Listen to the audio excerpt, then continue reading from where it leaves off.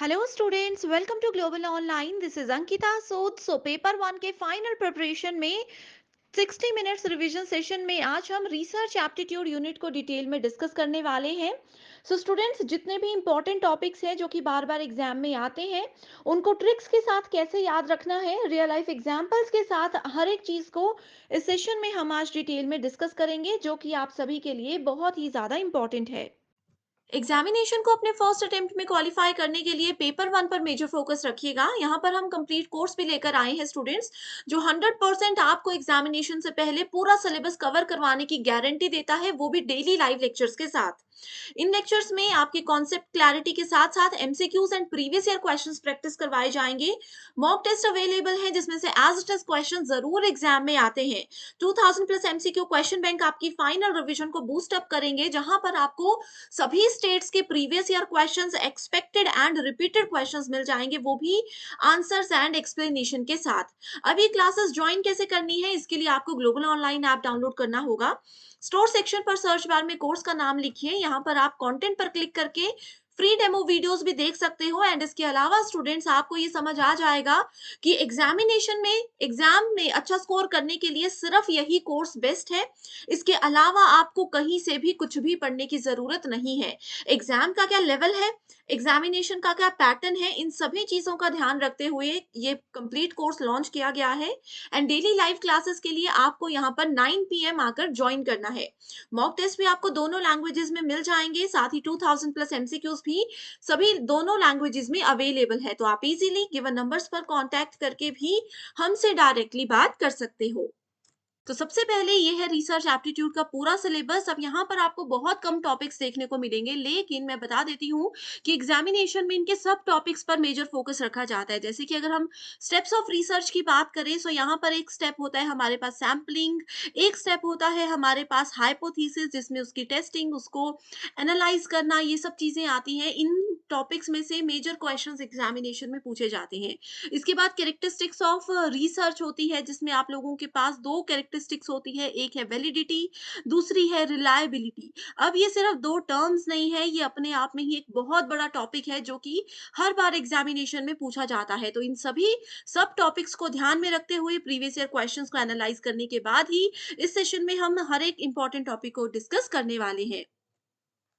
सबसे पहले हम देखेंगे कि रिसर्च होता क्या है। रिसर्च बेसिकली दो चीजों से मिलकर बना है, री एंड सर्च। री का मतलब होता है बार बार किसी काम को करना, एंड सर्च का मतलब होता है ढूंढना। अब अगर आपके पास कोई बड़ी प्रॉब्लम है एंड आप उस प्रॉब्लम से बाहर निकलना चाहते हो, तो बार बार आपको उस पे कुछ प्रैक्टिस करनी होगी, उस पे कुछ सॉल्यूशंस को ट्राई करना होगा। एंड सर्च होता है कि कैसे हम बार बार एक ही काम को करके किसी प्रॉब्लम का सॉल्यूशन ढूंढ सकते हैं। तो ये होता है रिसर्च। एंड एग्जामिनेशन में ये क्वेश्चन आया है कि according to advance learners dictionary, research is a careful investigation. ठीक है, किसी भी विषय पर, किसी भी मुद्दे पर हमारी समझ को हम कैसे बढ़ा सकते हैं, कैसे उसका एक बहुत ही अच्छे तरीके से विश्लेषण कर सकते हैं, इन्वेस्टिगेशन कर सकते हैं, एनालिसिस कर सकते हैं, ये हमें रिसर्च सिखाता है। रिसर्च में भी defined as the systematic method. अब देखो, रिसर्च में ऐसा नहीं है कि आज आपने कुछ काम किया, आपको उसका सॉल्यूशन शाम तक नहीं मिला तो आपने उसको छोड़ दिया, अगले दिन आप किसी और चीज पर आ गए। रिसर्च में ऐसा बिल्कुल भी नहीं होता है। रिसर्च एक सिस्टमैटिक मेथड होता है, एक ऐसा तरीका होता है जिसपे आपको नियमों के साथ काम करना होता है। इस मेथड में हम डिस्कवर करते हैं नए फैक्ट्स को,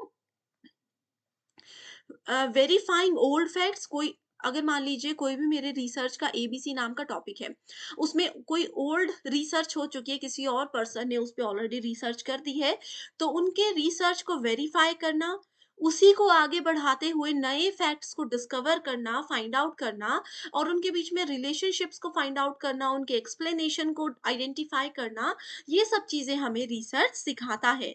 एंड ये डेफिनेशन बहुत बार एग्जामिनेशन में एज इट इज पूछी गई है। अगला इंपॉर्टेंट टॉपिक है ऑब्जेक्टिव्स ऑफ रिसर्च, कि रिसर्च को किया क्यों जाता है।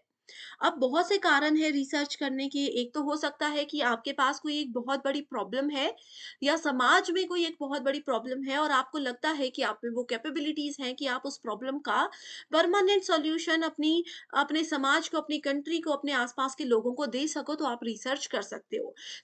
रिसर्च डिस्कवर करता है किसी भी नए फैक्ट को। जो चीज़ किसी भी पर्सन को पता नहीं होती, उस चीज़ को सर्च करना। एंड ऐसा नहीं है कि वो इनवैलिड हो, वो चीज़ वैलिड भी होनी चाहिए, वो एक्सेप्टेबल भी होनी चाहिए, तभी उस रिसर्च को सक्सेसफुल माना जाता है। ओके, इन्वेस्टिगेट सम एग्जिस्टिंग सिचुएशन और प्रॉब्लम। ऑलरेडी कोई प्रॉब्लम है, उसको पहले अच्छे से समझना होता है, फिर चेक करना होता है रिसर्च में कि क्या इस प्रॉब्लम का सॉल्यूशन ऑलरेडी है।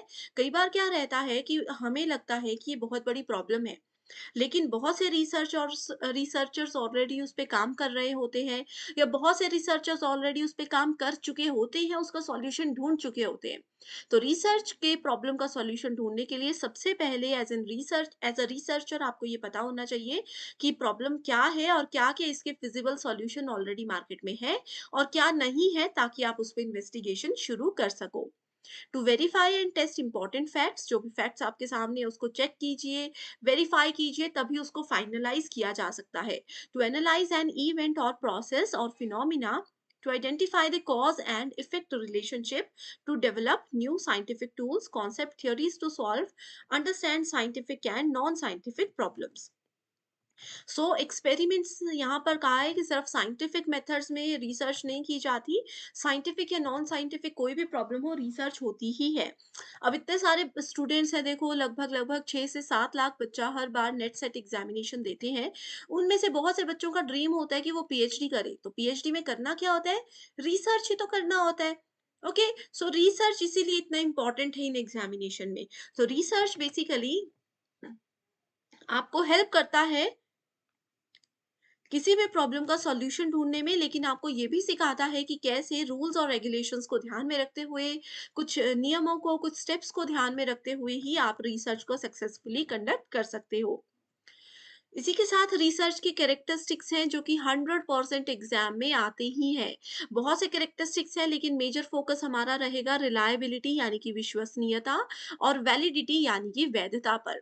ओके, रिलायबिलिटी एंड वैलिडिटी के को भी फर्दर डिवाइड किया गया है, बहुत से हिस्सों में बांटा गया है, वो भी हम डिटेल में देखेंगे।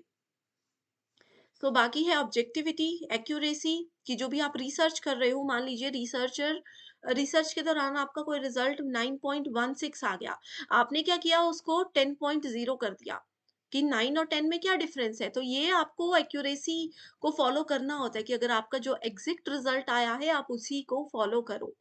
क्रेडिटेबिलिटी, कि अगर आप कहीं से किसी और का डेटा यूज़ कर रहे हो तो उनको क्रेडिट ज़रूर देना चाहिए। जर्नलाइज़ेबिलिटी, की जनरल सामान्यीकरण, सामान्य चीज़ों पर फ़ोकस रखना चाहिए, ना कि डायरेक्टली आप एडवांस चीज़ों पर चले जाओ। एम्पिरिकल रिसर्च, ये रिसर्च का एक टाइप है जिसको हम आगे देखेंगे। कंट्रोल्ड फैक्टर्स, कि रिसर्च में ऐसा नहीं है कि तुक्के में ही आप सैंपल्स कलेक्ट कर लो, तुक्के में ही हाइपोथेसिस कर लो, तो कंट्रोल आपका होना चाहिए अपने फैक्टर्स पर, अपने डिसीजंस पर। साथ ही लॉजिकल होता है और ये रेप्लिकेबल भी होता है। तो सबसे पहले यहाँ पर हम बात करेंगे रिलायबिलिटी एंड वैलिडिटी की। देखो, रिलायबल होता है विश्वसनीय। अब आप लोग अगर रिसर्च कर रहे हो, तो आप अपने रिसर्च को रिलायबल कैसे बनाओगे? इससे हम क्या करते हैं, अपने रिसर्च की क्वालिटी को चेक करते हैं। आपका रिसर्च हमेशा रिलायबल होना चाहिए। जैसे मैंने डेटा की बात की थी कि अगर आपका रिजल्ट 9.16 आ रहा है एंड आप उसको 10.0 कर देते हो, तो डिफरेंस दोनों में है। आपका रिसर्च यहाँ पर रिलायबल नहीं है, जो कि एक गलत रिसर्च का तरीका माना जाता है। Okay, they indicate how well a method, technique और test measure something. Reliability is about the consistency of measure and validity is about the accuracy of measure. ठीक है, देखो, रिलायबिलिटी हमें बताता है कि हमने एक ही काम को कितनी कंसिस्टेंसी से किया और कैसे हम कंसिस्टेंसी से करते-करते उसके फाइनल रिजल्ट तक पहुँच गए, जो कि एक वैलिड प्रूव्ड रिजल्ट था। और वैलिडिटी हमें ये बताता है कि हमने जो काम किया है, हमारा जो रिजल्ट आया है, उसकी एक्यूरेसी कितनी है और कैसी है? क्या ये वैलिड है या नहीं है? तो एग्ज़ाम में ये स्टेटमेंट्स एज़ इट इज़ आई हैं कि consistency is related to measure and validity is related to accuracy of the measure. ठीक है? सो एग्जामिनेशन के लिए मैच द फॉलोइंग का ये श्योर क्वेश्चन है। आगे आप देख सकते हो, इनके जो टाइप्स होते हैं रिलायबिलिटी और वैलिडिटी के, यहाँ से भी क्वेश्चंस आते हैं और मैच द फॉलोइंग टाइप के क्वेश्चंस आते हैं। Reliability refers to how consistently a method measures something, कितनी कंसिस्टेंसी के साथ कोई भी, कितनी लगातार आप लोग किसी काम को अगर कर रहे हो और आप किसी चीज को मेजर कर रहे हो, ये आपको रिलायबिलिटी बताती है। The clarity and precision of data collection process are essential for the reliability of the research. कि जब आप देखो रिसर्च के लिए डेटा कलेक्ट करना होता है, उसके अलग-अलग मेथड्स होते हैं जो हम आगे देखेंगे। कितनी क्लैरिटी से और कितनी स्पष्टता के साथ और कितनी सटीकता के साथ आप लोग उस डेटा को कलेक्ट कर रहे हो, वो बताता है आपके डेटा की रिलायबिलिटी, आपके रिसर्च की reliability. So, if the data collection process is unclear or imprecise, then the data that is collected will be unreliable. अगर आपको लगता है, मान लीजिए आप अपने रिसर्च के लिए डेटा कलेक्ट कर रहे हैं एंड उसके लिए आपको खुद को भी श्योरिटी नहीं है, ठीक है, आप लोगों को लोगों से, पब्लिक से इंटरव्यू लेने हैं, उनके व्यूज पूछने हैं किसी रिसर्च को लेकर, एंड आपने गलत ऑडियंस को ही उठा लिया। आपको पूछना है कि मान लीजिए कि सोशल मीडिया का क्या इम्पैक्ट है हमारे न्यू जनरेशन पर, और आप चले गए किसी और ही पर्सन के पास, आप चले ही गए न्यू पर्सन के पास, तो ऐसे क्या होगा, आपकी रिलायबिलिटी गलत होगी। अगर आप गलत डेटा कलेक्ट करते हो, गलत सैंपल को सेलेक्ट करते हो, तो डेफिनेटली आपका रिसर्च कभी भी रिलायबल नहीं होगा। तो अब एक रिसर्च को टेस्ट करने के साथ साथ अब हमें रिलायबिलिटी को भी टेस्ट करना होता है कि क्या हम डेटा सही कलेक्ट कर रहे हैं, क्या हमारा रिसर्च सही डायरेक्शन में जा रहा है या नहीं। तो उसके लिए 3 मेथड्स होते हैं। पहला है टेस्ट रीटेस्ट, इंटररेटर और इंटरनल रिलायबिलिटी। अब टेस्ट रीटेस्ट के नाम से पता चल रहा है कि एक बार टेस्ट किया, हमें सेटिस्फेक्शन नहीं हुई तो वापस टेस्ट कर लिया। तो सेम टेस्ट ओवर टाइम, कुछ कुछ देर के बाद हम सेम टेस्ट को रिपीट अगर करेंगे, that is called test retest. Interrater होता है same test conducted by different people. अब एक टेस्ट अगर हमने मान लीजिए 8 से 10 साल के बच्चों पे किया, सेम टेस्ट अगर हम लोगों ने 20 से 21 साल के लोगों पर किया, और सेम टेस्ट हमने 40 प्लस की एज वाले लोगों के साथ किया, और इस चीज को बोला जाता है इंटररेटर। अगला है इंटरनल। डिफरेंट, ये क्या होता है, the individual items of a test. ठीक है, इंटरनल रिलायबिलिटी इसको बोला जाता है, बहुत इंपॉर्टेंट है इसको टेस्ट करने के ये तरीके। नेक्स्ट आ जाता है वैलिडिटी। सो रिसर्च की वैलिडिटी हमें क्या बताती है, वैधता क्या बताती है। अब देखो, आप लोग बोलते हो ना, आप लोगों ने मोबाइल में रिचार्ज करवाया कि वो उसकी वैलिडिटी 28 डेज है, तो वैसे ही रिसर्च आप कर रहे हो, क्या ये रिसर्च का जो सोल्यूशन है आपका, वो लंबे समय तक हमें किसी बड़ी प्रॉब्लम से बाहर निकाल रहा है, या फिर ये टेम्परेरी सॉल्यूशन है, आपने सिर्फ इसीलिए किया है कि आपको जस्ट रिसर्च करना था। तो validity refers to how accurately a method measures what it is intended to measure. एक मेथड को आप कितनी ईमानदारी के साथ, कितने सही तरीके से कर रहे हो, एंड जिस चीज के लिए वो मेथड आप यूज कर रहे थे, क्या वो आपको उसी बात का बेस्ट सॉल्यूशन दे रहा है या नहीं दे रहा, that is called validity of a research. It refers to how well the result among the study participants represent true findings among similar individuals outside the study. Okay, so validity के भी 3 types होते हैं, वैसे तो और भी हैं, लेकिन मेजर फोकस हमारा 3 पर रहता है। कंस्ट्रक्ट वैलिडिटी, कंटेंट वैलिडिटी और क्राइटेरियन वैलिडिटी। ओके, इससे पहले मैं आपको एक चीज और बता देना चाहती हूँ। रिलायबिलिटी बेसिकली 2 टाइप की भी होती है। इंटरनल रिलायबिलिटी होती है और दूसरी होती है एक्सटर्नल रिलायबिलिटी। ठीक है, इंटरनल क्या होता है, the extent to which a measure is consistent with itself. एक मेजर जो अपने आप तक ही सीमित रहता है, that is called internal validity. External होता है कि अगर एक से दूसरे को प्रभाव पड़े, एक में अगर हम कोई चेंजेस करते हैं तो दूसरे पे अगर उसका प्रभाव पड़ता है, उसको एक्सटर्नल वैलिडिटी कहते हैं। अब यहाँ पर हमने जो टेस्ट, रीटेस्ट और इंटररेटर पढ़ा, ये दोनों ही आपके क्या है, एक्सटर्नल वैलिडिटी के टाइप है। एंड इंटरनल वैलिडिटी का टाइप होता है split half. Split half method exam में बहुत बार आता है। स्प्लिट हाफ क्या होता है? किसी भी चीज को दो हिस्सों में बांट देना, स्प्लिट हाफ, आधे आधे में उसको दो हिस्सों में बांट लेना। It measures the extent to which all parts of the test contribute equally to what is being measured। अलग अलग सबको मेजर करके इनका फिर सॉल्यूशन निकाला जाता है। जैसे हम रिलायबिलिटी के साथ यहाँ पर वैलिडिटी की भी बात कर रहे थे। वैलिडिटी में सबसे पहले आ जाती है कंस्ट्रक्ट वैलिडिटी। ठीक है, कंस्ट्रक्ट के साथ साथ यहाँ पर भी आपके पास दो तरीके रहते हैं, इंटरनल वैलिडिटी और एक्सटर्नल वैलिडिटी। ये दोनों चीजें तो होती ही होती हैं। ओके, इंटरनल क्या कहती है? बेटर कैजुअल रिलेशनशिप जब अपने दो या दो से ज्यादा वेरिएबल्स के बीच में होता है, वो इंटरनल वैलिडिटी कहलाता है। And external validity refers to the extent to which the research occurs. Research outcomes can be generalised and apply to other cases. एक रिसर्च को हमने जर्नलाइज कर दिया और फिर हमने क्या किया, उसको किसी दूसरी जगह पर किसी दूसरे एक्सटेंट में उसको हम लोग यूज करने लग गए, that is called external validity. ठीक है, ये बेसिक सी चीजें हैं जो कि एग्जामिनेशन में पूछी जाती हैं। इसके अलावा अगर आपको अभी भी कंफ्यूजन है तो मैं क्लियर कर देती हूँ, रिलायबिलिटी और वैलिडिटी। देखो, वैलिडिटी एक्यूरेसी बताती है किसी भी इंस्ट्रूमेंट की रिसर्च के दौरान जो हमने यूज किया है। इसमें बहुत से टाइप्स होते हैं, जैसे कि कंस्ट्रक्ट है, कंटेंट है, क्राइटेरियन है। ओके, ये सब क्या करते हैं? कुछ चीजें ऐसी होती हैं जो कि वैलिड होती हैं बट रिलायबल नहीं होती। कुछ चीजें ऐसी होती है जो रिलायबल होती है लेकिन वैलिड नहीं होती। लेकिन एक अच्छा रिसर्च उसी को माना जाता है जो कि वैलिड भी हो और रिलायबल भी हो, राइट? इसी के साथ आगे देखते हैं। फिर आ गया हमारे पास steps of research. Okay, sorry, यहाँ पर कंस्ट्रक्ट वैलिडिटी क्या होती है?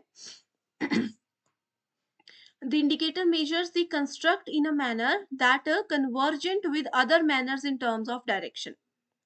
अब देखो, किसी का लेवल है एजुकेशन का और इनकम है उनकी, ठीक है, इनकम लेवल का जो कवरेज है, the indicator also allow discrimination of opposing constructs, that is called construction validity. Content validity एक इंडिकेटर होता है जो कि किसी एक पर्टिकुलर पॉइंट का पार्ट नहीं होता कभी भी। ऑलरेडी इन सभी पे डिटेल्ड वीडियो है, स्टूडेंट्स अगर अभी तक वो डिटेल्ड वीडियो नहीं देखी है जहाँ पर हर एक चीज को बहुत आराम से पढ़ाया गया है, तो बस कमेंट करके मुझे बता दीजिए, मैं लिंक आपके साथ शेयर कर दूंगी। अगला फिर हमारे पास टॉपिक आता है स्टेप्स इन रिसर्च। देखो, रिसर्च के यहाँ पर 9 स्टेप्स हैं।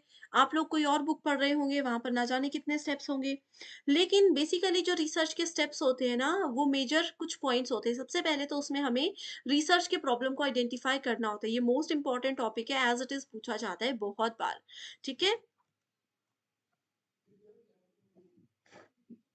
ठीक है। यहाँ पर देखो, अरेंज करना है हमें स्टेप्स ऑफ रिसर्च को।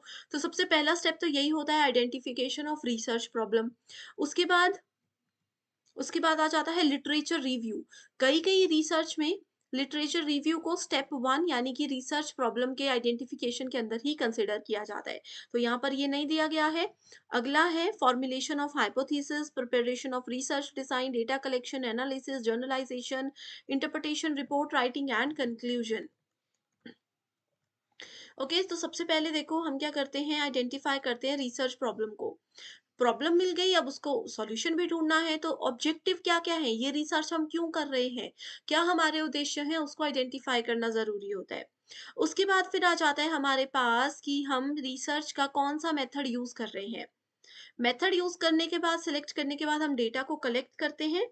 उसके बाद हम डेटा को एनालाइज करते हैं। देन हम रिजल्ट एंड डिस्कशन लास्ट में आता है। सो करेक्ट आंसर क्या हो गया? 1, 2, 4, 3, 5 and 6। Correct answer is option number B. इसी के साथ टाइप्स ऑफ रिसर्च में देखते हैं। देखो इतने सारे टाइप्स हैं, बहुत ईज़ी है। मैं कुछ ऐसे ट्रिक्स और कुछ कीवर्ड्स आपको अभी बताने वाली हूँ, जिससे ये सारे टाइप्स आप लोगों के क्लियर हो जाएँगे। ओके, तो देखो सबसे पहले है फंडामेंटल रिसर्च। फंडामेंटल रिसर्च को आप बेसिक रिसर्च भी बोल सकते हो। कई बार ऐसा होता है ना, आपके दिमाग में कोई प्रश्न आ जाता है, कोई भी सवाल आ गया बेसिक सा, कि अच्छा आपने मान लिया कि श्रीलंका की राजधानी क्या है? वो कैसी दिखती है? वो सिटी कहाँ-कहाँ पर है? वहाँ पे देखने लायक चीज़ें क्या-क्या है? हालाँकि आपको कभी श्रीलंका जाना ही नहीं है, आपको शौक ही नहीं है वहाँ जाने का। फिर भी आपने रिसर्च किया, गूगल पे सर्च किया, तो ये बेसिक रिसर्च है कि आपने अपने इंटरेस्ट के लिए, बस अपना नॉलेज थोड़ा-सा बढ़ाने के लिए ये सब चीज़ें सर्च कर ली, लेकिन आप रियल लाइफ में उसको कहीं पर भी यूज़ नहीं करने वाले हो। दैट इज़ कॉल्ड फंडामेंटल और basic research. Okay? Applied research होती है इमीडिएटली, जहाँ पर हमें चीज़ों को अप्लाई करना होता है। अप्लाइड और एक्शन रिसर्च इमीडिएट एप्लीकेशन वाली होती हैं। अब जैसे मान लीजिए स्कूल मैनेजमेंट है या फिर हॉस्पिटल मैनेजमेंट है। स्कूल में अगर किसी बच्चे के साथ कुछ इमरजेंसी हो जाती है, कुछ प्रॉब्लम हो जाती है, तो वहाँ पर आप लोग ये तो नहीं करोगे ना कि रिसर्च करने लगोगे, क्यों हुआ, क्या हुआ, कैसे हुआ, ये तो नहीं करोगे। ना ही स्कूल की मीटिंग बुलाओगे, ना ही किसी से परमिशन लेने लगोगे। किसी बच्चे को कुछ तबीयत खराब है, कुछ एक्सीडेंटल केस है, तो आप इमीडिएटली वहाँ पर एक्शन लोगे। तो जहाँ पर इमीडिएट अटेंशन की ज़रूरत होती है, वहाँ पर बेसिकली अप्लाइड और एक्शन रिसर्च का यूज़ किया जाता है। डिस्क्रिप्टिव रिसर्च क्या होता है? किसी प्रॉब्लम को ये अच्छे से डिस्क्राइब ज़रूर करता है कि क्या प्रॉब्लम है, क्यों ये प्रॉब्लम हुई, कैसे इससे बाहर निकला जा सकता है। ये डिस्क्रिप्शन ज़रूर देगा, लेकिन उससे बाहर निकलने में हेल्प नहीं करेगा इसके अलावा कुछ भी। अब जैसे आप मेरे पास आते हो कि अरे मैं प्रॉब्लम में फँस गई हूँ, मेरी हेल्प कर दो। तो मैं आपको बता दूँगी कि अच्छा ये जो है प्रॉब्लम, ये इसका बेस्ट सॉल्यूशन हो सकता है, इसको ट्राई ज़रूर करना। तो मैंने आपको डिस्क्रिप्शन दे दी, बस बता दिया। मैं आपके साथ उस जगह पर जाकर नहीं गई कि कैसे उससे बाहर निकलना है, चलो साथ में चलते हैं। That is called descriptive research. इस तरीके के सारे रिसर्च हैं, आगे वन बाय वन हम डिटेल में डिस्कस करेंगे। अब देखो इन सभी रिसर्च के टाइप्स को भी ना फर्दर बाँटा गया है अलग-अलग हिस्सों में। ऑब्जेक्टिव के हिसाब से 3 टाइप्स के रिसर्च होते हैं: descriptive research, correlational research, explanatory research और एक्सपेरिमेंटल रिसर्च। सो डिस्क्रिप्टिव रिसर्च जो होती है ये सेल्फ एक्सप्लेनेटरी होती है। एक्सप्लेनेटरी होती है, मैंने अभी बताया आप लोगों को डिटेल में। ठीक है, डिस्क्रिप्टिव रिसर्च एक क्वांटिटेटिव रिसर्च का टाइप होता है। ये होता है क्वांटिटेटिव रिसर्च का टाइप। आप लोगों को पता होना चाहिए कि क्वालिटेटिव और क्वांटिटेटिव रिसर्च क्या होता है। क्वालिटेटिव रिसर्च हमेशा क्वालिटी पर फोकस करता है, कि मान लीजिए ये कहता है कि आप चाहे 2 ही सैंपल्स लेकर आओ, लेकिन बेस्ट क्वालिटी के होने चाहिए। कम ही लोगों से इंटरैक्ट करो, लेकिन वो रिसर्च का सॉल्यूशन देने वाले होने चाहिए। जैसे होता है ना कि आपको ऐसा, कई लोग ऐसे होते हैं जिनके सिर्फ 1 या 2 ही फ्रेंड्स होंगे, लेकिन वो बहुत अच्छे होंगे, हर जगह उनके साथ आएँगे। लेकिन कुछ क्वांटिटेटिव टाइप के होते हैं, जैसे हमने मान लीजिए 100 लोगों से सैंपल ले लिया, लेकिन एक भी सैंपल से हमें सेटिस्फेक्शन नहीं हुई। आपके 100 दोस्त हैं, लेकिन मुसीबत के टाइम एक भी काम नहीं आया, तो वो क्वांटिटेटिव होता है। तो वैसे ही डिस्क्रिप्टिव रिसर्च जो होता है वो क्वांटिटेटिव रिसर्च होता है। अब कोई मेरे पास कोई प्रॉब्लम लेकर आ रहा है, उसका सॉल्यूशन देने के लिए मैं 100 उसको एक्सप्लेनेशन दे दूं, 100 तरीके बता दूं, लेकिन क्या मुझे पता है कि प्रैक्टिकली वो चीज़ें पॉसिबल है? क्या मैं उनके साथ उस सिचुएशन में गई हूँ? नहीं गई हूँ। तो डिस्क्रिप्टिव रिसर्च इसीलिए क्वांटिटेटिव रिसर्च का ही मेथड माना जाता है। ठीक है? जो भी चीज़ होती है, जो भी स्टोरी आपके सामने होती है, फिनोमिना होता है, उसको ऑब्ज़र्व किया जाता है पहले यहाँ पर, फिर उसका कंक्लूज़न ड्रॉ करके उससे बाहर निकलने की कोशिश की जाती है। ओके, इसके अंदर जैसे मैंने आपको बताया था कि सर्वे मेथड भी आता है। यहाँ पर लिखा हुआ है सर्वे स्टडीज़ इसके अंदर आती है। So descriptive study itself is equated with survey research. It is better to consider survey as one category of research under descriptive research. Okay, so survey method में क्या होता है, हम सर्वे करते हैं एग्जिस्टिंग सिचुएशन, करंट सिचुएशन हमारे सामने क्या है, उसको पहले अच्छे से समझेंगे। ठीक है, उस कंडीशन को एनालाइज करेंगे, फिर हम यहाँ पर उसको डायग्नोज करते हैं प्रॉब्लम को, कि एग्जैक्ट प्रॉब्लम क्या है, उसका पूरा सर्वे होगा। अब आप बोलते हो ना कोई भी काम करना है पूरा सर्वे करते हैं चलो इसका, तो उसकी पूरी कुंडली निकाली जाती है, हम सिंपल लैंग्वेज में ये बोल सकते हैं कि क्यों हुआ, कैसे बाहर निकला जा सकता है, पहले इसमें क्या-क्या हो चुका है, फिर जाके किसी कंक्लूजन पर पहुँचा जाता है। एंड कोरिलेशनल स्टडी जो है ये क्या करती हैं? किसी भी इंडिपेंडेंट और 2 डिपेंडेंट या 2 इंडिपेंडेंट कोई भी वेरिएबल्स हो सकते हैं, उनके बीच में रिलेशनशिप बता करके ही कंक्लूजन तक पहुँचने में लोगों को मदद करती है। सो कोरिलेशनल रिसर्च इसको कहा जाता है। आगे अगर आप लोग देखोगे तो कोरिलेशनल रिसर्च को भी 2 हिस्सों में डिवाइड किया गया है। पहला है हमारे पास 3 हिस्सों में है x post facto, historical, analytical. X post facto क्या होता है कि कोई भी इंसिडेंट अगर हो जाता है उसके बाद हमें पता लगता है और उसके बाद हम रिसर्च करते हैं। अभी रिसेंटली आपने देखा होगा बहुत जगह पर अर्थक्वेक बहुत ज़्यादा आ रहे हैं, बहुत ज़्यादा भूकंप आ रहे हैं। तो भूकंप आने के बाद वहाँ पर रिसर्च हो रही है कि ये भूकंप क्यों आया? इतना भयंकर भूकंप हर कुछ-कुछ घंटे के बाद आता था, इसका क्या कारण था? वो एक्स पोस्ट फैक्टो में आता है। अब जैसे रिसेंट देखो एक करंट अफेयर की वीडियो में मैंने आपको बताया था कि अंटार्कटिका के रीजन में ओज़ोन लेयर पतली हो रही है जिसकी वजह से अंटार्कटिका को नुकसान पहुँच सकता है। तो वो ऑलरेडी पतली हो चुकी है, वो नुकसान पहुँचा चुकी है। उसके बाद हमें पता चला, उसके बाद यहाँ पर साइंटिस्ट ने रिसर्च शुरू किया that is taken under the category of x post facto research. अगला है हिस्टोरिकल रिसर्च। हिस्ट्री क्या होता है? जो चीज़ें ऑलरेडी हो चुकी हैं, ठीक है? उन्हीं चीज़ों को हिस्ट्री में जो इंसिडेंट हो चुके हैं, उन चीज़ों को उठा करके ही उनको डिटेल में पढ़ा जाए, उसके पीछे और कई राज़ और कई कारण ढूँढे जाएँ that is called historical research. Then we have analytical research. Analytical research हमेशा फैक्ट्स एंड इंफॉर्मेशन जो ऑलरेडी हमारे पास अवेलेबल होती हैं उनको ही एनालाइज करके कंक्लूजन ढूंढने में हमें मदद करता है। अब जैसे हिस्टोरिकल रिसर्च है, हिस्ट्री में ऑलरेडी चीजें हो चुकी हैं, बुक्स पढ़ लो, कुछ भी पढ़ लो, बहुत सा डेटा है। अब उन्हीं सब डेटा को कलेक्ट करके एनालाइज करके अगर आप रिसर्च करके कुछ नया निकाल लेते हो तो उसको एनालिटिकल रिसर्च बोला जाता है। अगला है एक्सप्लेनेटरी रिसर्च। जब भी कोई रिसर्च शुरू होती है, तो रिसर्च के बिल्कुल शुरुआती समय में एक्सप्लेनेटरी रिसर्च को कंडक्ट करवाया जाता है। ठीक है? ये किसी भी उस एरिया रिसर्च के एरिया को एक्सप्लोर करने में हमें हेल्प करता है, उसको एक्सप्लेन करने में हमें हेल्प करता है कि क्या है, क्यों है, कैसे यहाँ पे प्रॉब्लम हुई है, ये सब चीज़ें। एंड इसमें हमेशा स्मॉल स्केल स्टडी का ही इस्तेमाल किया जाता है। अगला आ जाता है हमारे पास एक्सपेरिमेंटल रिसर्च। सो एक्सपेरिमेंटल रिसर्च क्या करता है? कैजुअल रिलेशनशिप फाइंड आउट करता है। ये बनाया ही इसलिए गया है ताकि ये 2 या 2 से ज़्यादा वेरिएबल्स के बीच में कैजुअल रिलेशनशिप हमें फाइंड आउट करने में मदद कर सके। ठीक है? इसमें जितने भी इंडिपेंडेंट यानी कि आज़ाद वेरिएबल्स होते हैं उसको मैनिपुलेट भी किया जाता है। एक्सपेरिमेंटल रिसर्च की कैरेक्टरिस्टिक्स में भी हमेशा लिखा गया है कि मैनिपुलेशन इसकी एक सबसे इम्पोर्टेंट कैरेक्टरिस्टिक होती है। चीज़ों को कंट्रोल करके रखना इसकी एक कैरेक्टरिस्टिक होती है। चीज़ों का रिफ्लेक्सिव नेचर इसमें रहता है, जो कि बहुत ही ज़्यादा इम्पोर्टेंट है। ओके? अगला है हमारे पास classification of research on the basis of application. So application के बेसिस पे डिवाइड किया जाता है फंडामेंटल एंड अप्लाइड, ऑलरेडी हम डिस्कस कर चुके हैं। फंडामेंटल रिसर्च जो है वो ज़्यादातर एकेडमिक्स में यूज़ की जाती है, जनरल अपने नॉलेज को बढ़ाने के लिए यूज़ की जाती है। एंड अप्लाइड रिसर्च प्रैक्टिकली कैसे किस चीज़ को कहाँ पर यूज़ किया जाए वो होती है। एग्जाम में जो क्वेश्चन आता है वो ये है कि एक फंडामेंटल रिसर्च क्या है? ये एक्सटेंसिव रिसर्च होती है और अप्लाइड रिसर्च आपके पास इंटेंसिव रिसर्च होती है। ओके, सो इसके लिए फिलहाल इतना ही काफी है। अगला है इंडक्टिव एंड डिडक्टिव। इंडक्टिव क्या होती है? चलो डिडक्टिव है पहले। सो डिडक्टिव डिडक्ट करना, डिडक्ट मतलब कम करना, तो ऊपर से नीचे की ओर। डिडक्टिव होती है एक टॉप डाउन अप्रोच जिसमें हम अपर लेवल से नीचे के लेवल की ओर आते हैं। इसको सिंपल लैंग्वेज में आप लोग जनरल टू स्पेसिफिक अप्रोच भी बोल सकते हो। ठीक है? यानी कि स्टार्ट हम हाइपोथेसिस से करते हैं, उसके बाद उसको एक्सेप्ट करना है या रिजेक्ट करना है, उस पर आते हैं। वहीं अगर हम इंडक्टिव की बात करें, तो ये आपके पास होती है बॉटम बॉटम अप अप्रोच। ठीक है? बॉटम अप अप्रोच होती है।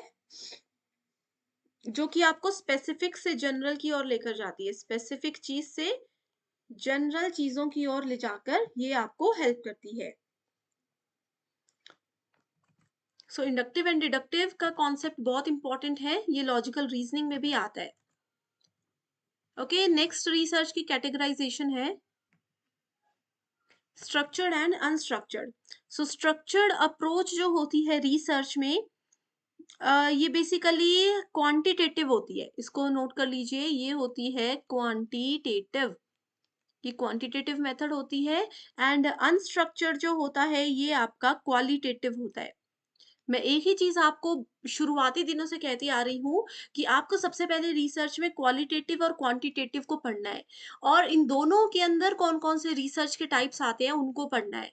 इससे आपके 90% क्वेश्चंस तो डायरेक्टली सॉल्व हो जाएँगे, ठीक है? सो अगर क्वांटिटेटिव, क्वालिटेटिव का मीनिंग पता है तो आप स्ट्रक्चर्ड, अनस्ट्रक्चर्ड ऑटोमैटिकली सही ढूँढ सकते हो। ओके। सो इसी के साथ अगला है research basis on the process. So qualitative research के टाइप्स यहाँ पर दिए हैं एंड क्वांटिटेटिव रिसर्च है। क्वालिटेटिव बेसिकली एक अप्रोच होती है, it's not just a method to conduct a research. Qualitative research is basically inductive, ये एक इंडक्टिव मेथड होता है। एंड इसमें स्पाइरल भी होता है। स्पाइरल का मतलब क्या होता है? जैसे ये है, इस लेवल से शुरू हुए और इस तरीके से जो चीज़ें रन होती है वो स्पाइरल होता है, कि उसी लेवल पर हम बार-बार आ रहे हैं लेकिन थोड़ा-थोड़ा ऊपर जाते हुए। सो स्पाइरल होता है क्वालिटेटिव रिसर्च नेचर में, तो इसी तरीके से ये काम करता है। इसमें हमेशा क्वालिटेटिव में याद रखिए, एक पर्सन जब भी रिसर्च शुरू करता है तो ये हमेशा ऑब्जर्वेशन के साथ अपना काम शुरू करता है एंड खत्म किसके साथ करता है? थ्योरेटिकल पोज़ीशन के साथ करता है। यानी कि ये हमेशा काम करता है स्पेसिफिक टू थ्योरी के ऊपर बेस्ड होता है। तो ये क्वालिटेटिव है एंड इसके जितने भी नीचे टाइप्स दिए गए हैं ये सब भी सेम रूल्स को फॉलो करते हैं। दूसरा टाइप आ जाता है हमारे पास क्वांटिटेटिव। सो क्वांटिटेटिव मैंने आपको क्या बताया, ये डिडक्टिव रिसर्च होता है। क्वांटिटेटिव हमेशा डिडक्टिव रिसर्च होता है जो ऊपर से नीचे की ओर काम करता है, यानी कि ये सबसे पहले हाइपोथेसिस टेस्टिंग से शुरू होगा, उसके बाद एक्सेप्ट करेगा या रिजेक्ट करेगा उस हाइपोथेसिस को। लेकिन क्वालिटेटिव में क्या होता है, वो पहले ही किसी हाइपोथेसिस को एक्सेप्ट या रिजेक्ट कर देगा, फिर जिसको एक्सेप्ट किया होगा फिर उसी को सिर्फ और सिर्फ टेस्ट करेगा। सो टाइप्स ऑफ रिसर्च के बेसिस पर ही देखो, ये प्रीवियस ईयर क्वेश्चन है जिसमें एक तरफ टाइप्स दिए हैं, दूसरी तरफ उनके डिस्क्रिप्शन दी है। वीडियो को पॉज कीजिए, अच्छे से इस क्वेश्चन को पढ़िए। अगर आप मेरे रेगुलर स्टूडेंट्स हो तो ऑलरेडी आपको इसका आंसर जरूर आता होगा, ये मैं आपको श्योरिटी देती हूँ। एक और क्वेश्चन है, देख सकते हो, हिंदी मीडियम स्टूडेंट्स के लिए भी है और इंग्लिश के लिए भी है। इसमें भी मैच द फॉलोइंग है, ये दोनों ही प्रीवियस ईयर क्वेश्चंस हैं और ऐसे क्वेश्चंस हैं जो ना जाने कितनी बार एज इट इज पूछे गए हैं। तो ज़रूर इनका आंसर्स ये है आपका क्वेश्चन नंबर 2, 1 ऑलरेडी डिस्कस कर चुके हैं, question number 2 and question number 3। इनके आंसर्स मुझे शेयर ज़रूर कीजिएगा, ठीक है? ओके, सो ऑलरेडी ये देख सकते हो करेक्ट है या नहीं, मैच कर लीजिएगा। आगे बढ़ने से पहले स्टूडेंट्स, नेट एग्जामिनेशन में पेपर 2 भी बहुत इंपॉर्टेंट होता है, सेट एग्जाम में भी। सो इसके लिए हम full syllabus notes and MCQs लेकर आए हैं जो कि एग्जाम के साथ साथ इंटरव्यू को क्वालिफाई करने में भी आपको मदद करते हैं। सब्जेक्ट्स की लिस्ट आपके सामने है, देखिए अपना पेपर 2 एंड यहाँ पर गिवन नंबर्स पर कॉन्टैक्ट करके इसको जल्दी से ज्वाइन कर लीजिए। इसके लिए सिर्फ एक ही बार आपको फीस देनी है, 1280 रुपए। एग्जाम और इंटरव्यू जब तक आपका क्वालिफाई नहीं हो जाता तब तक आप इसका बेनिफिट उठा सकते हो, बहुत ही ज्यादा इंफॉर्मेटिव है ये आपके लिए। सो इसी के साथ बढ़ते हैं अगले टॉपिक की ओर जो कि है सैम्पलिंग। अब देखो, सबसे पहले हम समझते हैं कि सैम्पलिंग होता क्या है, क्यों इसको रिसर्च में इतनी अहमियत दी जाती है। अब सिलेबस देखोगे तो सैम्पलिंग नाम का टॉपिक कहीं भी नहीं मिलेगा, लेकिन स्टेप्स ऑफ रिसर्च में हमारे पास तीसरे नंबर का स्टेप होता है सैम्पलिंग को सिलेक्ट करना। ठीक है, सो सैम्पलिंग एक स्टेप होता है, तीसरा नहीं, सॉरी, फोर्थ स्टेप होता है। रिसर्च में फोर्थ स्टेप होता है सैम्पलिंग सिलेक्शन। अब मान लीजिए आप लोग एक रिसर्च कर रहे हो, आप लोगों को, लेकिन अब किस रिसर्च के लिए आपको सैंपल कलेक्ट करने, कुछ लोगों को उठाना है। मेरा अगर रिसर्च का प्रॉब्लम है सोशल वर्क से रिलेटेड, तो अब मैं क्या करूँगी? मैं पब्लिक में ऐसा तो नहीं है बस मार्केट चली गई, वहाँ पे जो भी लोग दिखे, उनको उठा लिया और उनसे इंटरव्यू लेना शुरू कर दिया, ऐसा तो नहीं होता। अब इसके लिए आपको क किसी पर्टिकुलर जगह पर जाना है। मान लीजिए आप किसी कॉलेज में चले गए, वहाँ पर 1000 बच्चे हैं, 10,000 बच्चे हैं। अब 10,000 लोगों से इंटरव्यू लेना, उनसे बेसिक क्वेश्चन्स पूछना ईज़ी काम तो नहीं है, इसलिए हम फिर सेलेक्ट करते हैं सैंपल को। अब इन 10,000 लोगों में से आपने कैसे सिर्फ़ 100 या 50 लोगों को सेलेक्ट करना है, वो आपको सैंपल बताता है। तो ये टोटल पॉपुलेशन 10,000 थी, उसमें से हमने 150 लोगों को सेलेक्ट किया, दैट इज़ कॉल्ड सैंपल। अब इन लोगों को कैसे सेलेक्ट किया जाएगा, उसके लिए बहुत सारे मेथड्स होते हैं हमारे पास, जिसमें पहला मेथड होता है प्रोबेबिलिटी सैंपलिंग, दूसरा होता है नॉन प्रोबेबिलिटी सैंपलिंग। सो इनको भी फर्दर आगे 4-4 हिस्सों में बाँटा गया है, जिसमें से as it is questions exam में आते हैं। डायरेक्ट क्वेश्चन पूछा जाएगा कि सिंपल रैंडम सैंपलिंग जो है, वो आपका प्रोबेबिलिटी का टाइप है या नॉन प्रोबेबिलिटी का टाइप है। कोटा सैंपलिंग प्रोबेबिलिटी का टाइप है या नॉन प्रोबेबिलिटी का टाइप है। एज़ इट इज़ क्वेश्चन आएँगे, कुछ भी डिटेल में नहीं पूछा जाएगा। ठीक है? सो देखो प्रोबेबिलिटी के अंदर आता है पहला सिंपल रैंडम, दूसरा क्लस्टर, तीसरा सिस्टेमैटिक और चौथा stratified random sampling. Simple random में क्या होता है, अब 1000 लोगों में से पहले मैंने क्या किया, पहले मैंने 1000 लोगों के बीच चली गई, वहाँ से मैंने रैंडम ली। रैंडम क्या होता है, बिना सोचे-समझे बस ऐसे ही मान लो किसी की मुझे पर्सनैलिटी अच्छी लगी, कोई मुझे देखने में बहुत इंटेलिजेंट लगा, किसी का मुझे बात करने का तरीका अच्छा लगा, रैंडमली मैंने किसी से भी इंटरव्यू ले लिया। ये होता है सिंपल रैंडम। ठीक है? तो यहाँ पर देखो इतने लोग हैं, इनमें से किसी को भी बिना रूल के, बिना कुछ सोचे-समझे उठा लिया, that is called simple random. Systematic sampling क्या होता है, ये भी आपका प्रोबेबिलिटी का ही टाइप है, जिसमें कि आपके सामने अगर स्टूडेंट्स हैं, आपने एक सिस्टम के साथ उनको सेलेक्ट किया। जैसे यहाँ पर देखो, एक स्टूडेंट को सेलेक्ट किया, फिर 2 को छोड़ दिया, फिर तीसरे को किया, फिर 2 को छोड़ दिया, फिर तीसरे को किया, फिर 2 को छोड़ दिया, तीसरे को किया। इस तरीके से हमने उठाया रैंडमली ही, बिना लॉजिक के लोगों को उठाया, बिना उनके बैकग्राउंड, बिना उनका इंटरेस्ट जाने, लोगों से इंटरव्यू ले लिया। बस लॉजिक इतना सा था कि हमने 2-3 लोगों को छोड़कर 2-3 लोगों को छोड़कर यहाँ से चीज़ें लोगों को पिक करना शुरू कर दिया। स्ट्रेटिफाइड सैंपलिंग बेसिकली यूज़ करता है स्ट्राटा को। स्ट्राटा का मतलब होता है स्मॉल ग्रुप्स।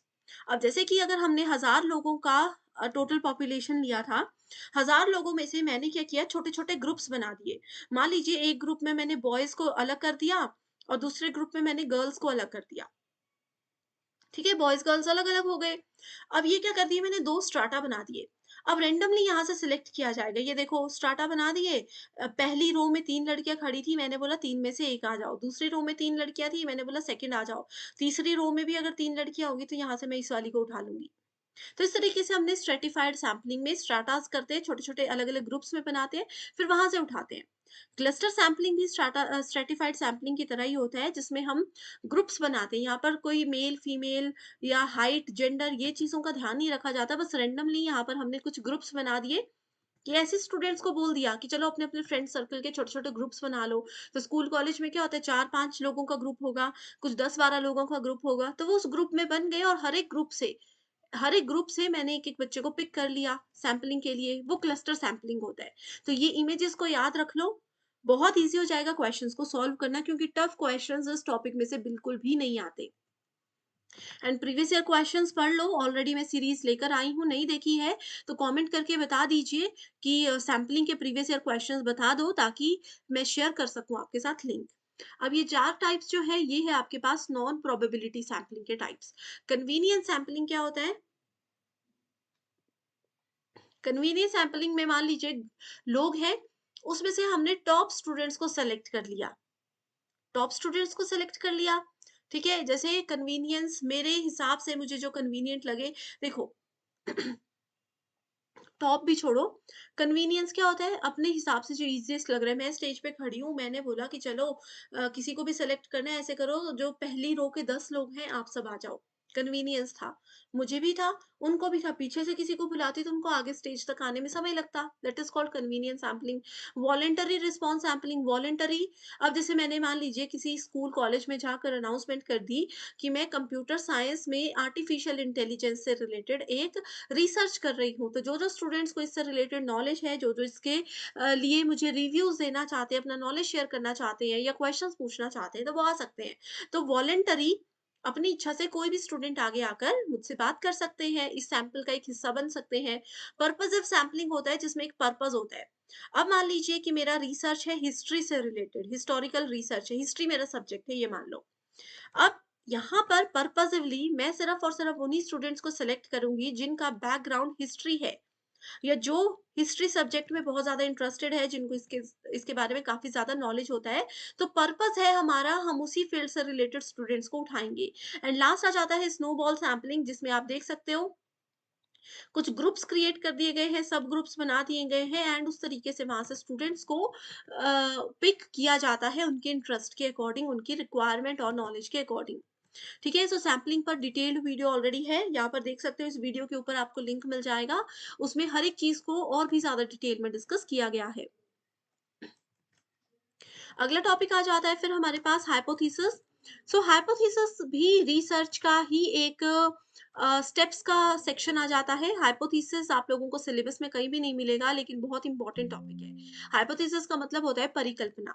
अब आप लोग मेरे पास आए कि मैम एक प्रॉब्लम में फंस गई, इससे बाहर निकलने का सॉल्यूशन दो। तो मैंने बोल दिया कि अच्छा ये काम करो, आप बाहर निकल सकते हो, ये ट्रिक भी कर सकते हो, या फिर ऐसे करो, ये काम कर लो, जरूर आपको सॉल्यूशन मिल जाएगा।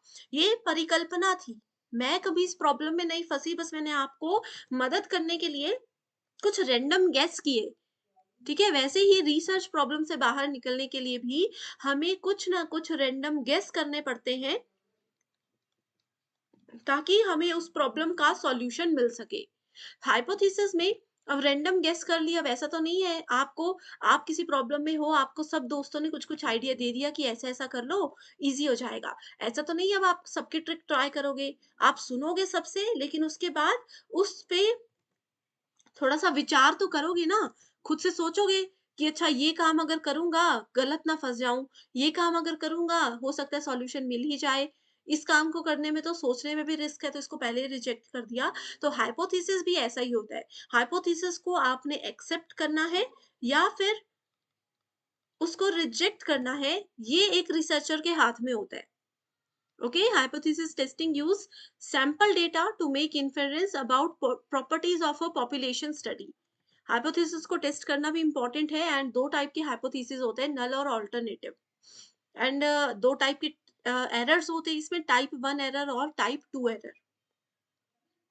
ठीक है, अगर गलत कंक्लूजन हो जाता है, देखो दो स्टेटमेंट्स हैं और हमें पता है कि ये दोनों कंडीशन से हम किसी गलत रास्ते पर पहुंच जाएंगे, रॉन्ग पाथ हम सेलेक्ट कर लेंगे, तो वो क्या हो जाता है, एरर हो जाता है। सो टाइप 1 और टाइप 2 एरर से पहले हाइपोथेसिस के टाइप्स देख लेते हैं।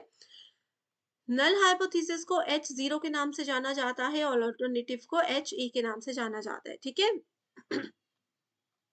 Null hypothesis states that there is no significant relationship between variables. कोई भी रिलेशनशिप नहीं है। अगर हम बोलते हैं A और B दोनों मेरे लिए तो बराबर हैं, लेकिन नल हाइपोथेसिस बोलता है कि A कभी भी B के बराबर हो ही नहीं सकता। मैं बोलूंगी कि राम और श्याम दोनों का बिल्कुल बराबर नॉलेज है, इक्वल लेवल पर है दोनों। ये नल हाइपोथेसिस बोलेगा कि इनका नॉलेज कभी भी सेम हो ही नहीं सकता। दोनों में चाहे छोटा सा डिफरेंस होगा, लेकिन होगा जरूर। This should be rejected during hypothesis testing. तो नल हाइपोथेसिस को हम जब रिसर्च हाइपोथेसिस की टेस्टिंग चल रही होती है, तो उस समय एक्सेप्ट या रिजेक्ट भी कर सकते हैं। अगर हम नल हाइपोथेसिस को रिजेक्ट कर रहे हैं, इसको अगर हम रिजेक्ट कर रहे हैं, तो 100% श्योरिटी है कि हम ऑल्टरनेटिव हाइपोथेसिस को एक्सेप्ट ही करेंगे, क्योंकि इसके अलावा हमारे पास कुछ भी दूसरा ऑप्शन नहीं है। ऑल्टरनेटिव ये बोलता है कि हमेशा दो या दो से ज्यादा वेरिएबल्स के बीच में कुछ ना कुछ रिलेशनशिप होता ही है, कि ए बी के बराबर होगा ही होगा, चाहे 100% नहीं होगा, 10% सिमिलैरिटीज होंगी, लेकिन होंगी जरूर। ये कहता है ऑल्टरनेटिव हाइपोथेसिस, जिसको सिंपली रिसर्च हाइपोथेसिस भी बोला जाता है। Hypothesis testing is main concept of which of the type of research? So experimental research में सबसे ज्यादा hypothesis testing को use किया जाता है। अब देखो ये है हाइपोथेसिस और अल्टरनेटिव हाइपोथेसिस, H1 या HA बोला जाता है इसको, और नल को H0 बोला जाता है। अगर एक रिसर्चर ने क्या किया, नल हाइपोथेसिस को रिजेक्ट कर दिया एंड ऑल्टरनेटिव हाइपोथेसिस को एक्सेप्ट कर दिया, एंड ऑल्टरनेटिव को एक्सेप्ट कर दिया, तो कौन सा एरर यहाँ पर होगा, तो यहाँ पर टाइप 1 एरर होगा। ठीक है, when a null hypothesis is true and you reject it. अगर मान लो एक कंडीशन ऐसी थी, एक डिसीजन आपके लाइफ का ऐसा था जो कि आपके लिए सही था, ट्रू था, लेकिन आपने ना जाने किस वजह से उसको रिजेक्ट कर दिया, उस डिसीजन की ओर गए ही नहीं, तो आपने कर दिया टाइप 1 एरर। एंड वहीं दूसरी तरफ अगर एक डिसीजन आपके लिए बिल्कुल गलत था, लेकिन आपने किसी भी रीजन की वजह से उस डिसीजन को एक्सेप्ट कर लिया, तो ये हो गया आपका टाइप 2 एरर। तो ये दो टाइप के एरर्स होते हैं। ठीक है, ये देखो, हाइपोथेसिस नल हाइपोथेसिस है ये, और ये अल्टरनेटिव हाइपोथेसिस है। नल हाइपोथेसिस को फेल टू रिजेक्ट, रिजेक्ट करना था लेकिन किया नहीं, तो टाइप 1 एरर आ गया। और रिजेक्ट कर दिया तो टाइप 1 नहीं तो टाइप 2 एरर। ठीक है, तो ये चीजें हैं यहाँ पर जो मैंने आपको बताया, इसको अच्छे से पढ़िए, कंफ्यूज नहीं होना है, एक आधा बार प्रैक्टिस कीजिए नल हाइपोथेसिस और अल्टरनेटिव हाइपोथेसिस के ऊपर, इजीली क्वेश्चंस को सॉल्व कर पाओगे। ये देखिए, null is true, null hypothesis सही था, हमें एक्सेप्ट कर लेना चाहिए था, लेकिन हमने क्या कर दिया, उसको गलती से रिजेक्ट कर दिया, तो टाइप 1 एरर हो गया, जिसको फॉल्स पॉजिटिव कहते हैं। वैसे ही नल हाइपोथेसिस गलत था, लेकिन हमने क्या कर दिया, उसको एक्सेप्ट कर लिया, करेक्ट डिसीजन था, इफेक्टिव एग्जिस्टेंस थी। ठीक है, तो यहाँ पर चीजों को देख सकते हो, अच्छे से पढ़ लीजिए। हाइपोथेसिस में डिस्क्रिप्टिव, नल, एक्सप्लेनेटरी और ऑल्टरनेटिव हाइपोथेसिस के 4 टाइप्स होते हैं, जिसके आंसर्स भी यहाँ पर मैंने आपको दिए हैं, इसको जरूर अच्छे से पढ़ लीजिएगा। अब बात आती है वेरिएबल्स की। सो स्टूडेंट्स देखो, वेरिएबल इतना ज्यादा इंपॉर्टेंट टॉपिक है कि एग्जाम में यहाँ से क्वेश्चंस आते ही आते हैं। पहले नहीं आते थे, अभी रिसेंट अगर हम 2023 में देखो, मार्च में पेपर हुआ, जून में पेपर हुआ, इसमें 2 शिफ्ट्स हुई हैं। ठीक है, 2 साइकल्स हुए हैं, सॉरी, सभी शिफ्ट्स में लगभग इससे क्वेश्चंस आए थे। तो वेरिएबल कुछ भी हो सकता है। आप किसी पर्सन को भी यहाँ पर वेरिएबल मान सकते हो, किसी कार को वेरिएबल मान सकते हो, किसी बुक को वेरिएबल मान सकते हो रिसर्च के दौरान। एंड वेरिएबल 2 टाइप के होते हैं, qualitative and quantitative sorry, categorical and quantitative variable. Quantitative variables vary in degree or amount, such as annual income, and categorical variable vary in type of kind of gender. ठीक है, categorical यानी कि category, male female अगर हमने कर लिया। Quantitative हो सकता है, जैसे यहाँ पर आपने कहा है एनुअल इनकम, किसी पर्सन की एनुअल इनकम मान लो 10 रुपए है, किसी की 5 रुपए है, तो ये हमने क्या किया, क्वांटिटी चेक की। तो ये वेरिएबल्स होते हैं। ठीक है, इंडिपेंडेंट डिपेंडेंट के साथ साथ इंटरवेनिंग वेरिएबल्स और एक्सट्रेनियस वेरिएबल्स भी हमारे पास आते ही हैं। अब वेरिएबल्स को मेजर करने के लिए भी कुछ स्केल्स को इस्तेमाल किया जाता है, जिसमें नॉमिनल, ऑर्डिनल और रैंकिंग स्केल, इंटरवल स्केल और रेशियो स्केल होता है। तो एक ग्राफ के थ्रू मैं बताती हूँ कि कैसे इन स्केल्स को मेजर किया जाता है। सो देखो, वेरिएबल्स में ना, सबसे पहले तो आपके पास मैंने बताया क्वालिटेटिव होता है। सो क्वालिटेटिव के अंदर आ जाता है नॉमिनल। ठीक है, नॉमिनल आ जाता है, जैसे कि किसी का मैरिटल स्टेटस है, किसी का जेंडर है, किसी का सेक्स है, ये सब आ जाता है नॉमिनल के अंदर। उसके बाद आ जाता है ऑर्डिनल।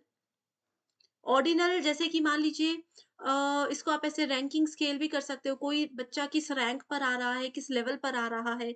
या फिर एक एग्जांपल ले लें कि कोई पर्सन कैंसर पेशेंट है, कोई स्टेज 1 पे है, कोई स्टेज 2 पे है, कोई सिर्फ हल्के से लेवल पर है कि वो पेन किलर्स है, इनसे भी टिक सकते हैं। तो ऐसे ऐसे लेवल का जो एनालिसिस होता है, वो हमें ऑर्डिनल स्केल बताता है। उसके बाद फिर दूसरा आ जाता है क्वांटिटेटिव। नॉमिनल ऑर्डिनल हमने देख लिया, क्वांटिटेटिव में आ जाता है आपके पास इंटरवल। जैसे कि आप डिग्रीज का इंटरवल कर रहे हो कि मेरा जो रिजल्ट है वो हमेशा 68% से लेकर के 98% के बीच में आता है, या यहाँ का टेम्परेचर जो है वो 40 डिग्री से लेकर के 50 डिग्री के बीच में आता है। तो ये एक इंटरवल स्केल हमें रिप्रेजेंट करता है। इसके साथ ही आ जाता है रेशो स्केल। रेशो स्केल क्या करता है, किसी भी जैसे कि पल्स का रेट है, तो वो रेशो स्केल के अंदर आ जाता है। तो ये 2 टाइप्स आते हैं क्वालिटेटिव में, ये 2 टाइप्स आते हैं क्वांटिटेटिव में। इसके अलावा हमारे पास आ जाता है डिपेंडेंट एंड इंडिपेंडेंट। ठीक है, डिपेंडेंट क्या होता है, गैस्ट्रिक सेक्टर्स में आ जाता है और इंडिपेंडेंट जो किसी पर भी निर्भर नहीं करता, अपने एंड पर ये एक तरीके से अगर काम करता होगा। ठीक है? सो इस तरीके की कुछ चीज़ें हैं। जैसे जो मैंने एग्जांपल्स बताए ना कि नॉमिनल का बेस्ट एग्जांपल है किसी का सेक्स चेक करना, किसी का जेंडर चेक करना, मेल, फीमेल ये सब चीज़ें हैं, तो ये नॉमिनल में आती हैं। ऑर्डिनल में इवैल्यूएटिव कॉनोटेशन का टर्म यूज़ किया जाता है। इवैल्यूएटिव कॉनोटेशन ये क्वेश्चन एग्जाम में आ चुका है बहुत बार। अगला है टॉपिक रिसर्च एथिक्स। रिसर्च की नैतिकताएँ अब देखो किसी भी काम को करने के लिए कुछ रूल्स, कुछ रेगुलेशंस, कुछ नैतिकताएँ होती हैं, जो कि फॉलो करना बहुत ज़्यादा इम्पोर्टेंट होता है। वैसे ही रिसर्च में कुछ नैतिकताएँ हैं जैसे कि रिसर्च के दौरान आपको बेईमानी नहीं करनी है, जो रिज़ल्ट आए हैं वही एज़ इट इज़ रिप्रेज़ेंट करने हैं, किसी और का डेटा चोरी करके इस्तेमाल नहीं करना है, किसी और के परमिशन के बिना उनकी रिसर्च रिपोर्ट को हाथ नहीं लगाना है। इस तरीके की कुछ चीज़ें होती हैं जो कि रिसर्च एथिक्स के अंदर आती हैं, एज़ अ रिसर्चर आपको वो फॉलो करना ज़रूरी है। ओके, किसी की इंटेलेक्चुअल प्रॉपर्टी है, रिस्पॉन्सिबल ट्रीटमेंट होना चाहिए। अगर आप अपनी रिसर्च के लिए किसी भी ह्यूमन, किसी भी एनिमल, खास तौर पे मेडिकल साइंस की बात की गई है, एनिमल ह्यूमन का इस्तेमाल कर रहे हो, तो आपको ऐसा ध्यान रखना है कि उनको बिल्कुल भी नुकसान ना हो। आप जनरली भी अगर किसी पर्सन से अपने रिसर्च के लिए इंटरव्यू ले रहे हो, आपको उनसे थोड़ा-सा पर्सनल क्वेश्चन भी पूछा जाए, तो इतना ज़्यादा आपको उनको अनकंफर्टेबल नहीं करना कि वो आंसर ना दे पाएँ, तो ये सब चीज़ें रिसर्च एथिक्स के अंदर आती हैं। रिसर्च एथिक्स में सबसे पहली चीज़ ये आती है कि उस पर्सन से जिनसे आप इंटरव्यू लेना चाहते हो या पूछना चाहते हो कुछ, तो उनसे ये सबसे पहले पूछा जाए कि हम आपसे कुछ पर्सनल इन्फॉर्मेशन लेना चाहते हैं, हम आपसे कुछ डिटेल्स चाहते हैं, तो क्या आप इंटरेस्टेड हो? हम आपके 15 मिनट लेंगे, हम आपके 10 मिनट लेंगे। तो ये रिसर्च एथिक्स का मोस्ट इम्पोर्टेंट पॉइंट होता है।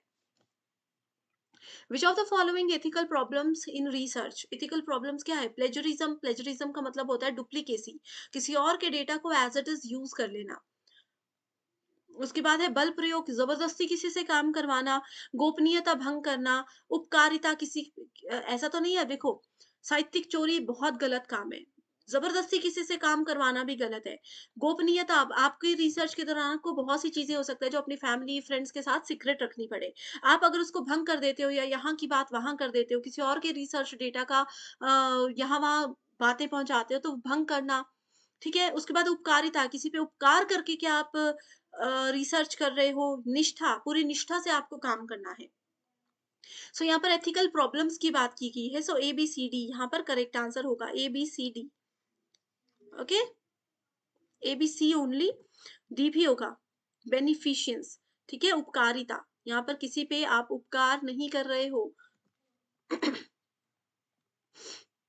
ठीक है, सो जो चीजें हमने अभी पढ़ी उन्हीं को एक्सप्लेन किया गया है, देख सकते हो, प्लेजरिज्म है, कोएशन है, ब्रीच ऑफ कॉन्फिडेंशियलिटी है, बेनिफिशियंस है एंड फिडेलिटी है। सो स्टूडेंट्स अभी भी कोई कंफ्यूजन है तो वीडियो को पॉज करके अच्छे से इसको पढ़ लीजिएगा, बहुत इंपॉर्टेंट टर्म्स हैं ये। अगला क्वेश्चन है research ethics and its observance are not necessary for the interest of credibility and quality of a research. So क्या बिल्कुल गलत है, ठीक है, और रीजन इसका बताया है policy making bodies have to have to be accountable for pursuing research with an eye on promoting excellence, बिल्कुल सही है। अच्छे से पढ़ लीजिए, ये क्वेश्चंस ऑलरेडी हम डिस्कस कर चुके हैं, डायरेक्टली आंसर्स हैं ताकि पता लगे कि कैसे क्वेश्चंस एग्जाम में आते हैं। अब देखो रिसर्च में ना हमें कुछ चीज़ें यूज़ की जाती है जैसे कि हमें थीसिस लिखनी होती है, हमें सिटेशन का यूज़ किया जाता है। सो सिटेशन क्या होता है? It is a way you tell your readers that certain material in your work came from another resource.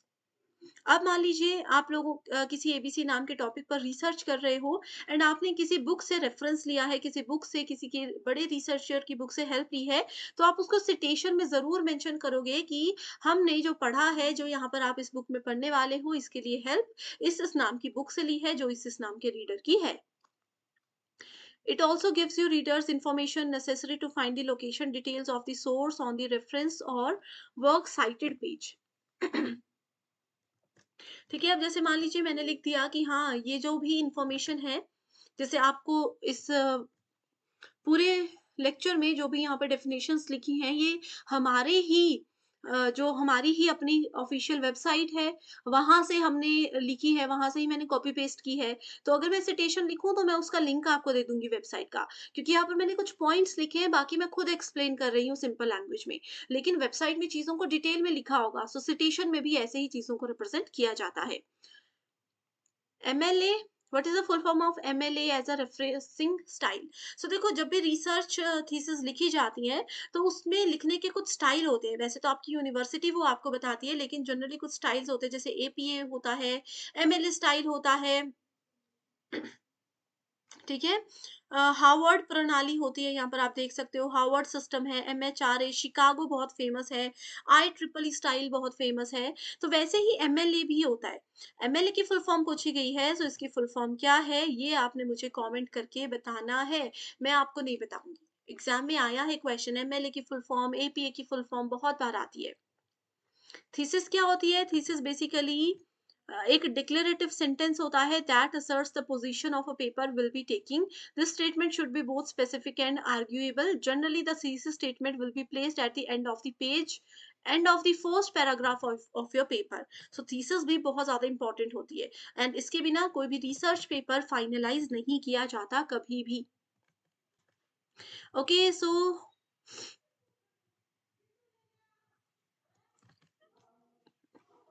Sometimes known as thesis, जिसको कि कभी-कभी डिसर्टेशन भी बोला जाता है। सो कभी भी डिसर्टेशन एंड थीसिस हो तो परेशान नहीं होना, दोनों एक ही चीज़ें हैं। डिसर्टेशन जो होता है वो अंडर ग्रेजुएट और पोस्ट ग्रेजुएशन डिग्री के समय मैक्सिमम यूनिवर्सिटीज़ काम करती हैं। एंड थीसिस यूज़ की जाती है टर्म पीएचडी डिग्री के दौरान। चीज़ें वो सेम ही है। बिब्लियोग्राफी लिस्ट ऑफ बुक्स होती हैं एंड अदर रिसोर्सेज होते हैं जिनको आपने यूज किया। अब कोई इतना स्कॉलर तो नहीं होगा कि रिसर्च के लिए उसको किसी भी रिसोर्स की जरूरत ही ना पड़े। आप भी तो अपनी रिसर्च के लिए कोई ना कोई बुक पढ़ोगे, किसी जगह पे जाओगे, किसी की हेल्प लोगे। तो आपने अपनी रिसर्च के दौरान कौन कौन सी बुक्स पढ़ी, कहाँ कहाँ से रेफरेंस लिए, कौन कौन सी बुक्स ने आपको एक्चुअल में बहुत ज्यादा हेल्प की, वो सब चीजें बिब्लियोग्राफी के अंदर लिखी जाती हैं, ताकि अगर आपका रिसर्च पेपर भी आगे चलकर कोई पर्सन और पढ़ता है तो उन लोगों को और भी ज़्यादा हेल्प हो जाएगी ये जानने में कि बेस्ट रिसोर्स कहाँ से मिलेगा, बेस्ट रिसोर्स कैसे मिलेगा। ओके? इसमें बिब्लियोग्राफी में देखो, ऑथर का नाम, उनका टाइटल, वर्क, पब्लिकेशन, कहाँ से आपने चीज़ें पढ़ी थी, हर एक पॉइंट को डिटेल में लिखना बहुत ही ज़्यादा ज़रूरी होता है। बहुत बार एग्जाम में क्वेश्चन आया है कि बिब्लियोग्राफी क्या है? सो बिब्लियोग्राफी में लिस्ट ऑफ बुक्स होती है जहाँ से आपने रेफरेंस लिया था, वो बुक्स जिन्होंने आपको मदद की थी आपके रिसर्च को सक्सेसफुल करने में। Stages application of ICT in research is relevant, so देख सकते हो answer. Survey of related studies important है, फिर डेटा को एनालाइज किया जाता है, फिर इंडेक्सिंग की जाती है रेफरेंसेस में। डिसएडवांटेजेस ऑफ ऑनलाइन रिसर्च, अब देखो रिसर्च में ना मेथड्स भी बहुत सारे ऑनलाइन टूल्स हैं, जैसे कि शोध गंगा, शोध गंगोत्री, ये जो जितने भी आईसीटी यानी कि information communication technology plus research के जो पार्ट्स होते हैं, इनको हम अलग से सेपरेट सेशन में डिस्कस करेंगे। अगर आपने अभी तक नहीं पढ़ा है कि शोध गंगा, शोध गंगोत्री ये सब चीजें क्या होती हैं, तो बस कमेंट एक बार जरूर कीजिएगा। ऑनलाइन रिसर्च के क्या क्या नुकसान है? एक्सपेंसिव तो नहीं होती, घर बैठे-बैठे आपको चीज़ें मिल जाती हैं। Samples can be small and skewed, sample आप अब देखो ऑनलाइन अगर आप किसी पर्सन से सैंपल ले रहे हो, उनका इंटरव्यू ऑनलाइन ले रहे हो, तो क्या गारंटी है कि वो पर्सन जेन्युइन है या नहीं? क्या गारंटी है कि बाद में आप फिर उन पर्सन से मिल पाओगे और चीज़ों को क्लियर कर पाओगे? तो सैंपल्स का ये पॉइंट बिल्कुल सही है की डिसएडवांटेज होती है। There can be excessive turnover of communication, अब ऑनलाइन है, कई बार इंटरनेट डिस्कनेक्ट हो जाएगा, कई बार कुछ प्रॉब्लम हो जाएगी, तो ये भी एक डिसएडवांटेज है। Technological issues may lead to inconsistencies, same point है। And online participation, participants are rigid, ठीक है, तो ये बिल्कुल गलत है। सो बी सी डी आपके पास सही ऑप्शन होगा। ओके, सो इस क्वेश्चन में पूछा सो यहाँ पर है inappropriate application of ICT in research is an example of. So देखिए, technical lapse on part of the researcher, inadequate provision of ICT resources, violation of research ethics, absence of technical expertise of ICT resources. So ICT यानी कि computers, internet, latest technology कैसे एक person को research करने में help कर सकती है, कौन कौन सी वो वेबसाइट्स हैं जो कि गवर्नमेंट ऑफ इंडिया के द्वारा बनाई गई हैं रिसर्च को बेहतर बनाने के लिए। बहुत सी ऐसी वेबसाइट्स हैं जहां पर आपको पूरे वर्ल्ड के रिसर्चर के थीसिस, उनके डॉक्यूमेंट्स, उनके रिसर्च की पूरी इंफॉर्मेशन मिल जाएगी। ये कौन कौन सी वेबसाइट्स है, कब बनाई गई, क्या इनका मेजर कारण था और कैसे एक रिसर्च को बेहतर बनाने में आईसीटी यानी कि कंप्यूटर और टेक्नोलॉजी मदद भी कर सकता है, लेकिन नुकसान भी कर सकता है। ये सब बहुत इंपॉर्टेंट है, जो कि एक अपने आप में बहुत बड़ा टॉपिक है। इस पे डिटेल्ड वीडियो मैं लेकर आऊंगी। एंड आई होप स्टूडेंट्स आपको ये सेशन जरूर बहुत पसंद आया है। ये आपके लिए बहुत इंपॉर्टेंट इनिशिएटिव मैं लेकर आई हूँ, जो कि आपको एग्जाम को क्वालिफाई करने में हेल्प करेगा। एंड आई होप जितने भी इंपॉर्टेंट टॉपिक्स थे वो कवर हो गए हैं। अगर गलती से कोई इंपॉर्टेंट सेक्शन यहाँ पर मुझसे मिस हो गया है, बस कमेंट करके उस टॉपिक का नाम लिख दीजिए, जल्दी से जल्दी उस पर वीडियो आपके लिए आ जाएगी। So thank you so much and I wish you all the very best.